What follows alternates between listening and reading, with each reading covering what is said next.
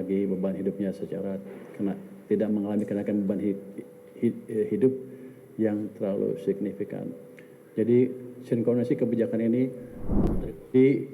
dari meeting RAPBN, dari pertemuan APBN kita kemarin sudah terlihat kan fundamental ekonomi kita baik, fiskal juga dalam keadaan yang baik, amat baik malah kalau kita lihat dari acuan-acuan yang ada.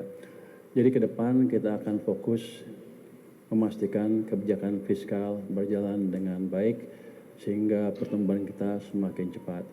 Dalam perjalanannya tentu kita akan meningkatkan juga koordinasi dengan Bank Sentral.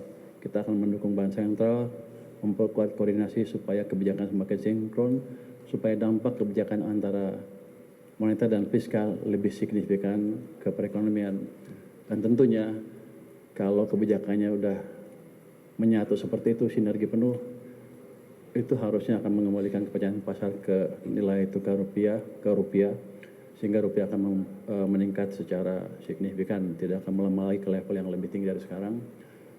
Yang penting adalah kita ingin melihat dampak ke masyarakat yang positif dari rupiah itu. Kan saya dengar penjual tempe, penjual tahu sudah tergerus keuntungannya atau terpaksa menaikkan harga karena bahan bakunya masih diimpor. Yang jelas itu kan menaikkan cost of production mereka.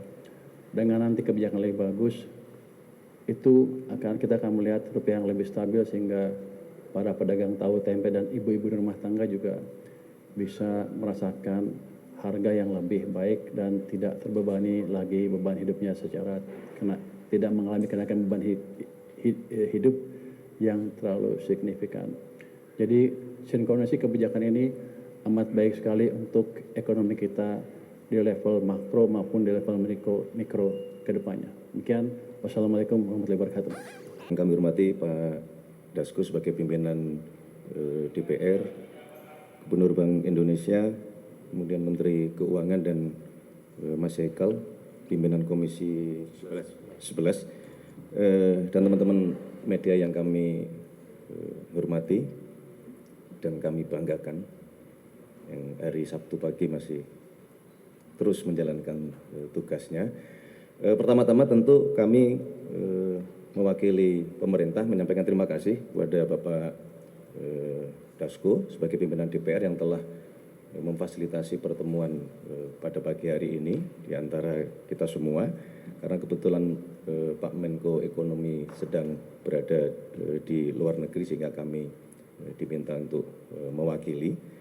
Saya kira ini sebuah gambaran sinyal yang memang kita harapkan, terjadinya koordinasi yang erat, koordinasi yang intens di antara seluruh pemangku kepentingan ekonomi di dalam rangka tadi menjaga baik moneter maupun fiskal kita terus berada di posisi yang kita harapkan. Dalam situasi hari ini menuntut kerjasama di antara kita semua.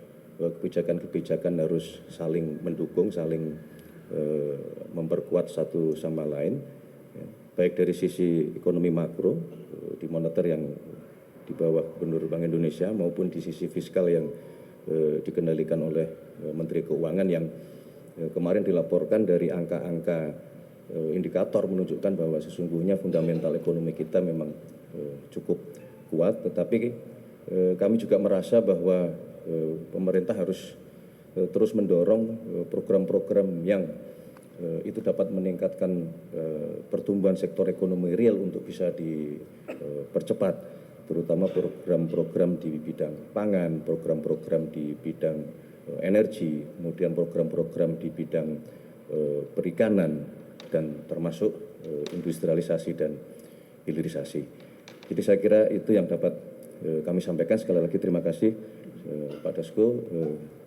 Ke depan semoga kita harus tetap optimis untuk menjalankan tugas dan fungsi kita masing-masing dalam rangka bersama-sama menjaga ekonomi kita tetap kuat, tetap tumbuh dan berkenaan dengan masalah nilai tukar supaya bisa segera kembali seperti yang kita harapkan.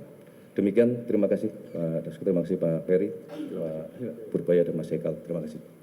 Baik, teman-teman media, terima kasih. Terima kasih.